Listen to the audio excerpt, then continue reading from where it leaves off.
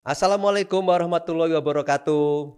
Halo semuanya, selamat datang di episode perdana Kupas Tuntas yang akan membawa Anda dalam perjalanan mendalam ke dunia yang mungkin tidak begitu menarik bagi sebagian, tetapi sangat penting untuk kita semua, dunia pajak. Saya Wimba Respatia, Kepala Tech Center Sekolah Tinggi Ilmu Ekonomi Indonesia Stesia Surabaya. Dan saya akan menjadi host dalam podcast ini. Dalam podcast ini dengan ditemani narasumber kita Ibu Profesor Dr. Vidiana SEMSA selaku dosen Stesia mata kuliah perpajakan. Akan menjawab semua pertanyaan terkait pajak. Mulai dari konsep dasar hingga perubahan terbaru dalam Undang-Undang Pajak. Selamat datang Ibu di acara Kutas Tech Center Stesia Surabaya. Selamat pagi Pak Wimba, sehat-sehat. Sehat. Dan salam sehat bagi kawan pajak dimanapun Anda berada. Ya. Baik, kita langsung lanjut. Ini ada beberapa email Ibu, pertanyaan mahasiswa Stesia. Akan saya bacakan pertanyaannya dari Mbak Siti Aminah. Apakah kalau udah punya KTP, apa otomatis jadi wajib pajak? Apa sanksi kalau NIK tidak validasi ke NPWP? Silakan Ibu. Baik, bisa bantu menjawab pertanyaan kami ini. coba jawab Pak Ya. Wimba. Terima kasih kepada tadi siapa namanya Siti Aminah. Aminah. Ya, Siti Ya. Aminah. Pertanyaan ini mencerminkan bahwa Mbak Siti Aminah ini merespon dengan baik regulasi perpajakan yang terbaru. Ya. Yang kami maksud adalah ini terkait dengan PMK 112 tahun 2022. Ya, terkait integrasi NIK menjadi NPWP. Ya. Nah, pertanyaan ini tadi kalau boleh kami ulang itu dikaitkan adalah apakah kalau saya saat ini sudah ber-NIK kemudian ini otomatis menjadi wajib pajak kan gitu ya.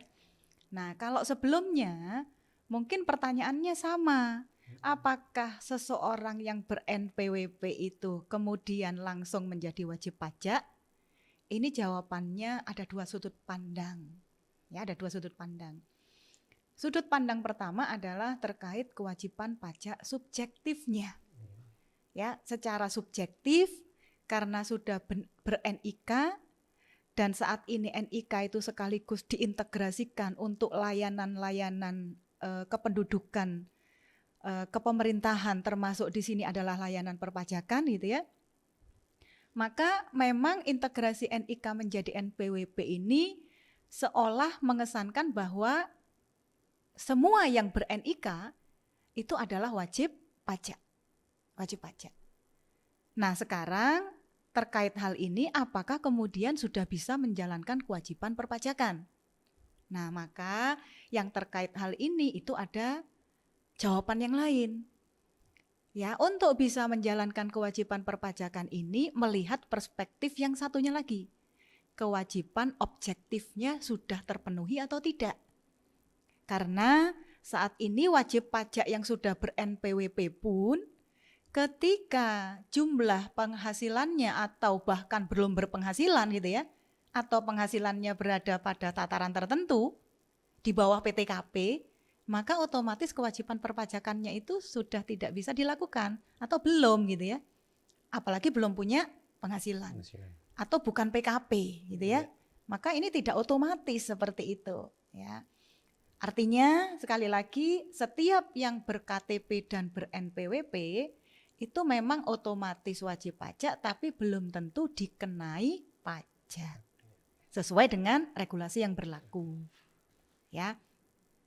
Kemudian pertanyaan selanjutnya itu adalah dikaitkan dengan sanksi apa gitu sanksi ya. Apa sanksinya? Ya, kalau NIK tidak validasi ke NPWP itu ya. Oke. Jadi terkait dengan PMK 112 tahun 2022 ini itu dibagi menjadi dua tahapan waktu. Jadi tahapan yang pertama adalah pemadanan. Pemadanan bagi yang sudah ber-NPWP itu diminta memadankan dengan NIK. Ya, caranya berarti melalui menginputkan nomor NIK-nya di halaman DJP online. Nah, di situ nanti ada proses validasi. Iya. Kalau belum tervalidasi gimana? Apa yang harus saya lakukan? Berarti ini bisa diselesaikan di Dukcapil ya. Dukcapil untuk pemadanannya mungkin ada data yang nggak sinkron. Sehingga ini perlu disinkronisasi gitu ya. Tapi kami merasa proses tidak sinkron ini ada tetapi tidak banyak. Ya, tidak banyak. Nah, artinya di sini sanksi tidak ada gitu ya. Sanksi tidak ada. Nah, tetapi sampai dengan akhir 2023 ini proses pemadanan ini dilakukan sehingga ini masih sangat terbatas ya. NIK menjadi NPWP ini masih sangat terbatas untuk digunakan di semua layanan perpajakan. Kemudian start di 1 Januari 2024 semua layanan administrasi perpajakan ini sudah harus menggunakan NPWP yang berbasis NIK yang 16 digit itu. Iya. 16 digit. Nah, sehingga bagi wajib pajak yang sudah ber-NPWP dan kewajiban perpajakannya itu sudah berjalan, lalu ketika di 2024 itu belum tervalidasi, berarti tidak bisa melaksanakan kewajiban pajaknya dong. Iya. Nah, kalau tidak bisa melaksanakan kewajiban perpajakannya, ada sanksinya? Ada. Ya. Ikut pada regulasi-regulasi yang terkait misalnya berarti nanti ada keterlambatan dalam melaporkan PPh. Ada keterlambatan dalam melaporkan PPN. Sanksinya bagaimana? Ikut pada sanksi yang berlaku di PPN dan PPh serta pajak yang lain. Seperti itu. Sedangkan kalau yang belum punya penghasilan tadi bagaimana? Ya berarti start di Januari 2024 pun kewajiban perpajakannya kan belum berjalan sempurna gitu ya. Belum bisa berjalan secara sempurna. Sehingga ketika belum berjalan berarti sanksi kan tidak dikenai kepada mereka yang kewajiban perpajakannya belum sempurna. Nah, seperti itu Pak Wimba mungkin yang dapat kami sampaikan itu ya. Jadi maksudnya ketika NIK itu tidak validasi ke NPWP, apa yang harus dilakukan para pemegang NPWP pada saat ini, Bu? Gimana, Bu? Ya, kalau pemegang NPWP saat ya. ini kan sebenarnya semua layanan perpajakan itu sudah online ya. Online ya. Sudah online. Di mana? Di DJP online. DJP online. Oh. Nah, begitu kita pindah ke NIK, sign in, ya. itu sebenarnya sudah ada semacam pop-up ya, semacam warning system yang mengingatkan kita untuk segera melakukan pemadanan. Nah, sebelum kita lanjut kepada step kewajiban pajak yang lain. Dan ini kawan pajak itu tidak susah gitu ya. Kalau tidak hafal nomor NIK-nya, silakan buka KTP-nya, input, lalu klik validasi, gitu ya. Nanti di situ akan ada proses validasi yang sempat kami jalan itu tidak lama kok. Dia akan tervalidasi kalau memang data NIK yang diinputkan itu sudah sinkron, sudah sesuai dengan identitas yang kita miliki sebagai wajib pajak. Seperti itu. Nah, silakan itu dilakukan dulu untuk bisa lanjut kepada tahapan kewajiban perpajakan yang lain. Misalnya mau menerbitkan bukti potong, mau lapor gitu ya, mau kemudian menerbitkan e-billing gitu ya, e-filing. Nah, semuanya kan ada di laman DJP online. Nah, harusnya sebelum masuk ke layanan-layanan itu sudah ada di beranda depannya ketika sign in itu mengingatkan untuk validasi. Itu yang harus dilakukan dulu. Oke. Ya, Mbak Siti Aminah, ya, ini dari jawaban dari Ibu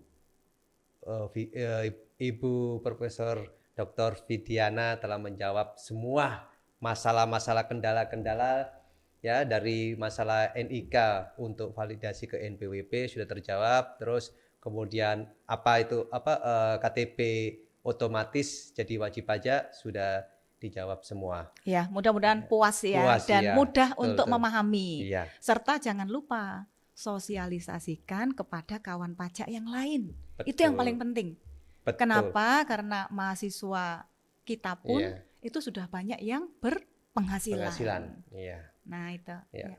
Baik, sampai di sini acara kupas tuntas kita. Sampai ketemu di episode berikutnya. Assalamualaikum warahmatullahi wabarakatuh. Bye-bye.